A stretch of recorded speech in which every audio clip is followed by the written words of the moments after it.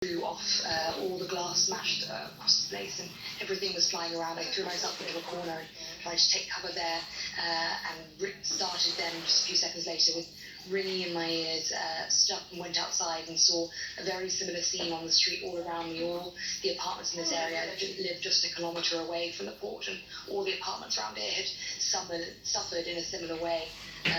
People coming out of their homes looking very dazed, bloody, a lot of people with bleeding injuries, particularly from that flying glass.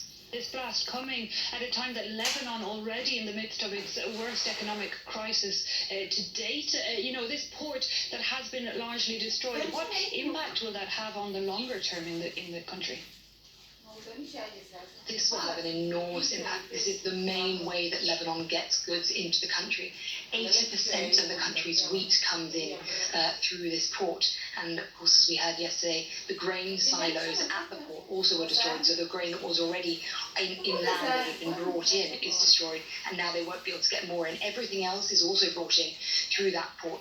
Many different kinds of food. Lebanon imports almost everything. And for hospitals as well, hospitals were already struggling because of the economic crisis that's going on here. They haven't been able to import the medical supplies and equipment they need for a long time, and now even if they do have the money to do so, they won't have anywhere to get it through. So there will be lasting, devastating consequences for the loss completely of Beirut's port, its main point of entry for all these goods it desperately needs.